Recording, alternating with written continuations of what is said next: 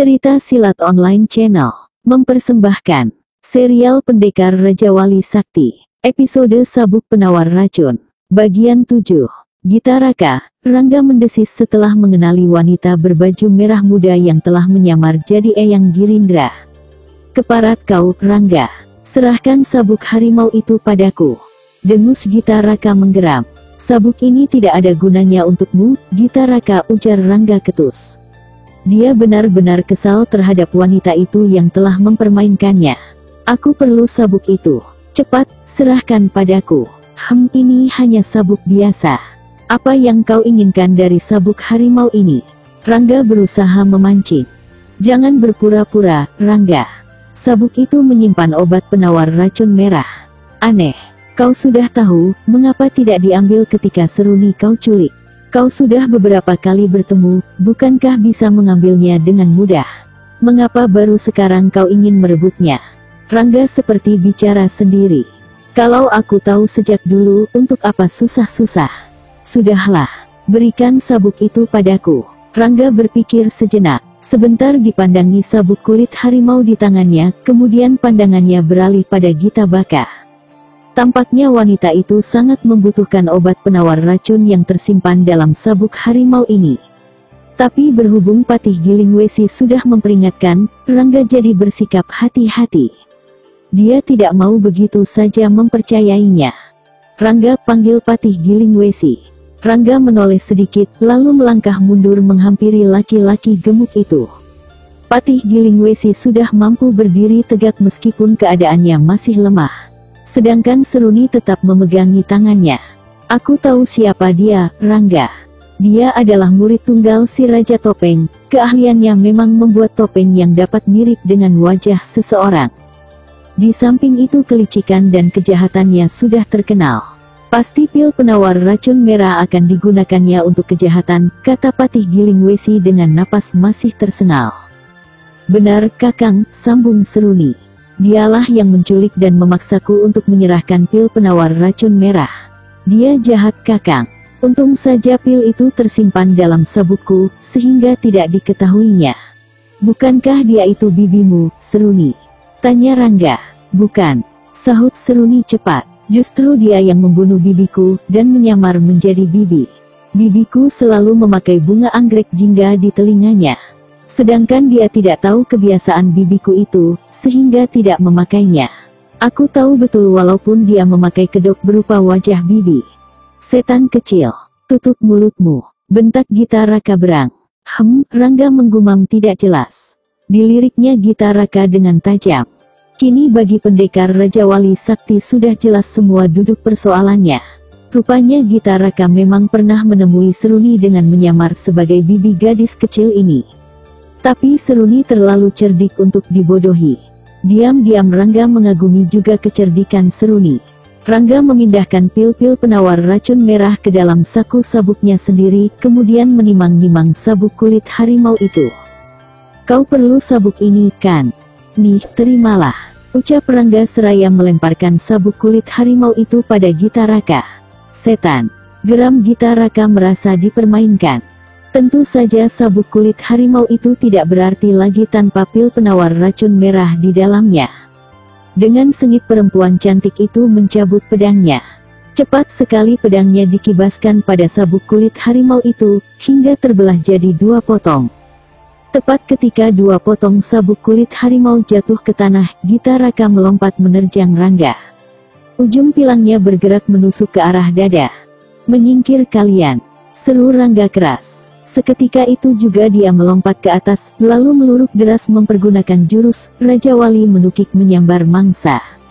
Tusukan pedang Gita Raka menyambar tempat kosong.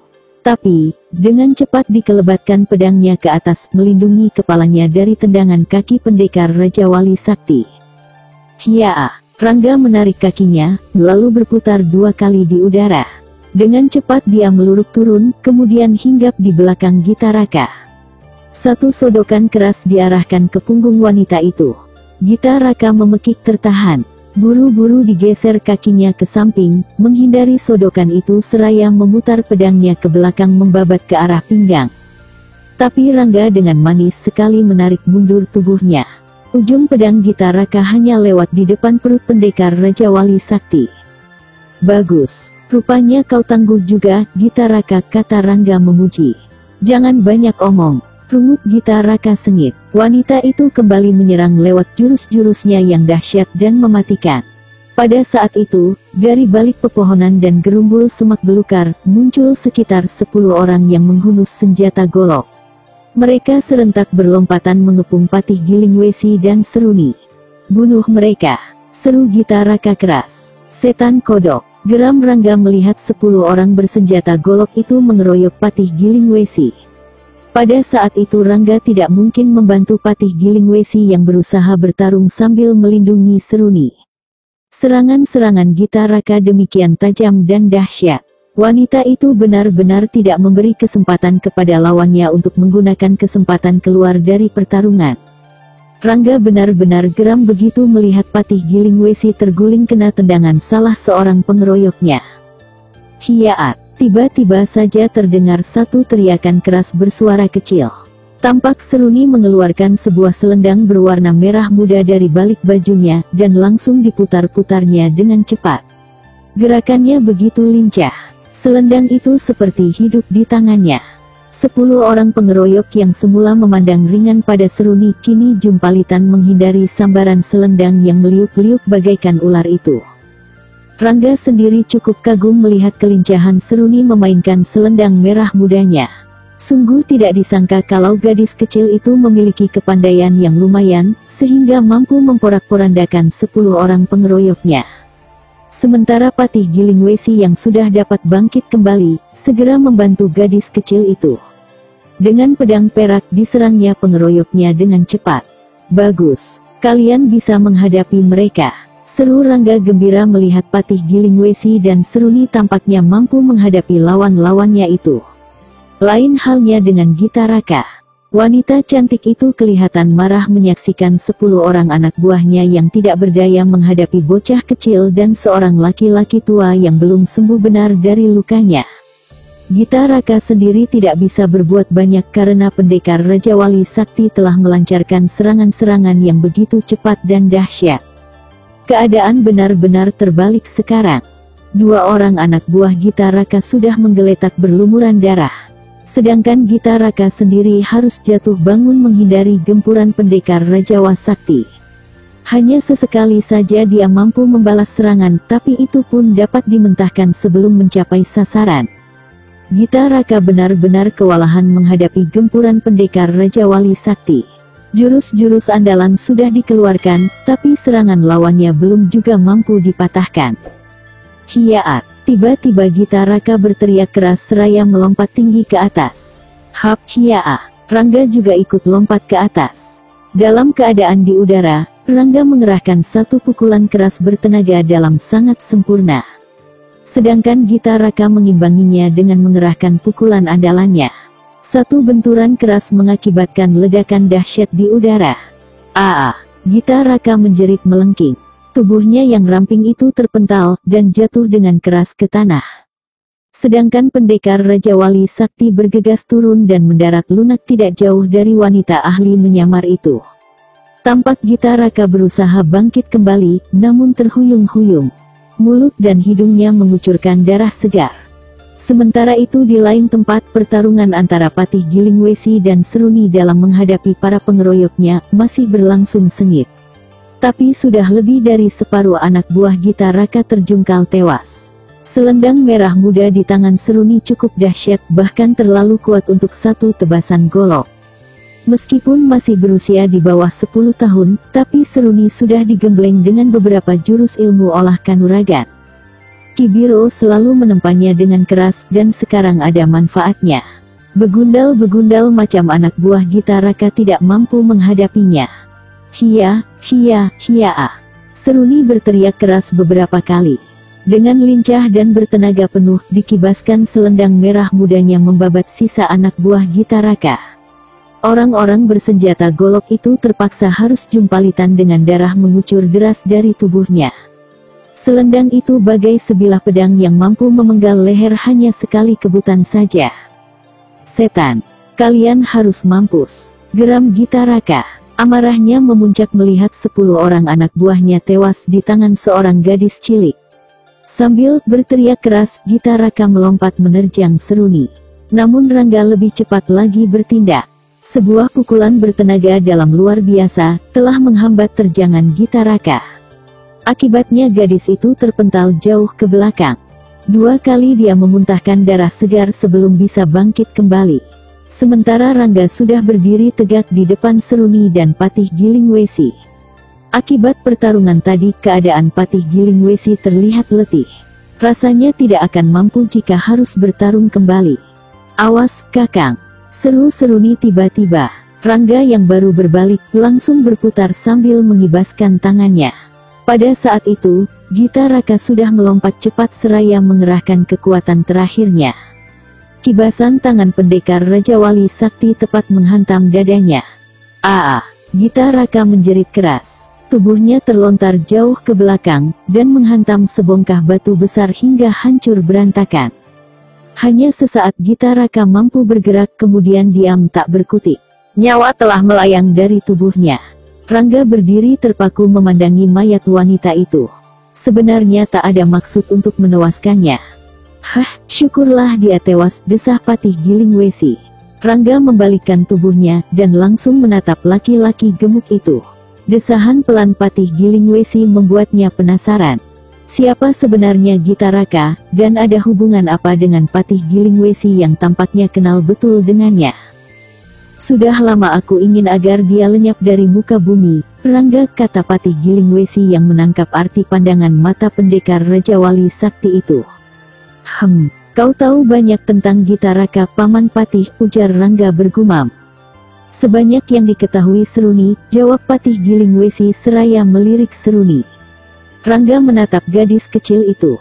Seruni hanya diam, dan kepalanya tertunduk. Perlahan-lahan pendekar Raja Wali Sakti itu mendekatinya dan duduk di depan Seruni. Kebisuan mencekam di dalam pondok kecil.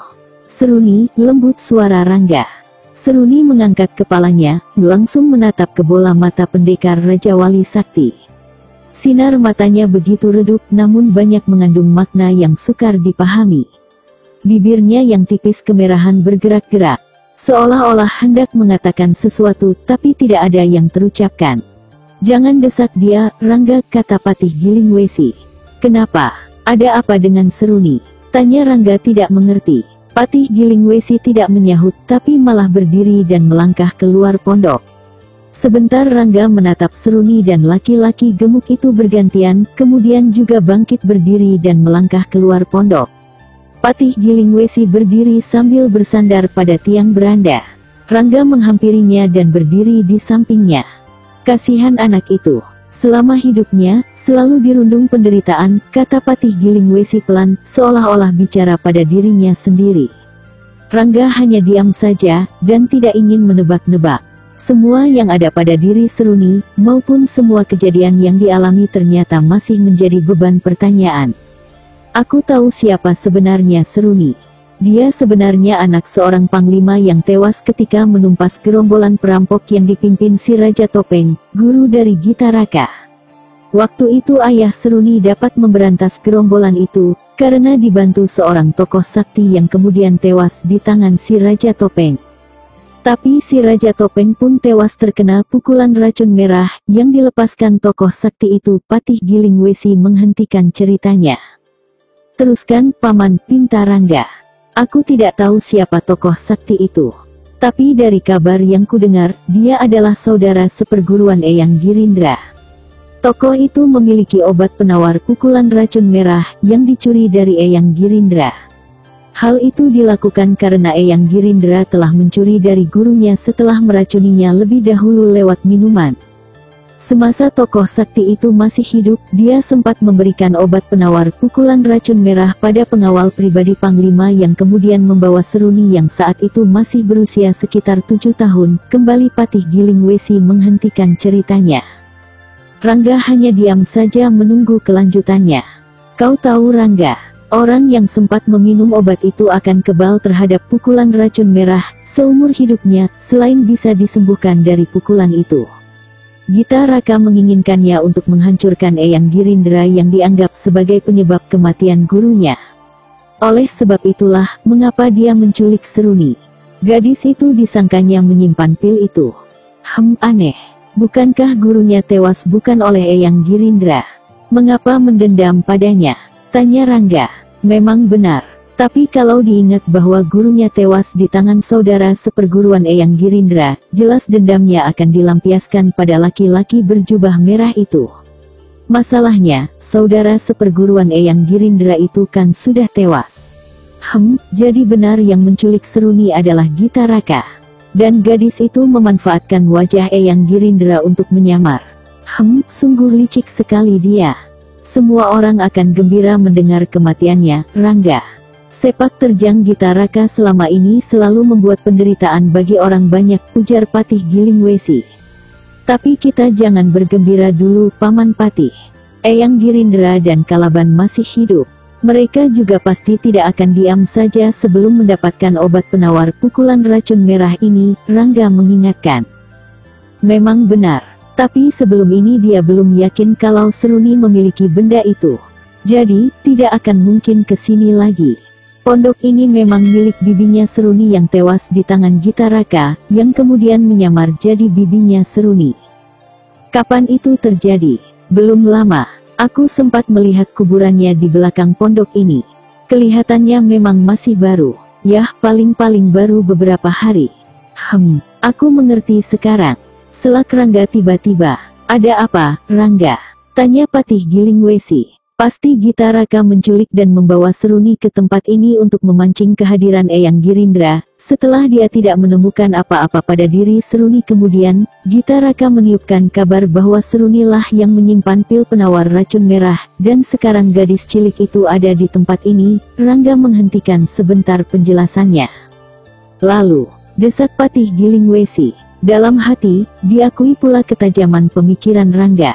Eyang Girindra yang mendengar kabar itu, mulai terpancing. Ketika dia datang ke sini hanya mendapatkan Seruni tanpa memperoleh apa yang diharapkan. Aku yakin, maksud Gita Raka memancing Eyang Girindra ke sini, sebenarnya hanyalah untuk melampiaskan dendamnya. Licik juga dia, jelas Rangga mengakhiri. Benar, Rangga. Untung kita cepat datang ke sini, sehingga pancingan itu berantakan. Kalau saja salah satu di antara mereka berhasil menemukan pil penawar racun merah yang disimpan Seruni, entah apa jadinya dunia persilatan saat ini. Kata Patih Gilingwesi menambahkan. Rangga terdiam. Apa yang dikatakan Patih Gilingwesi memang benar.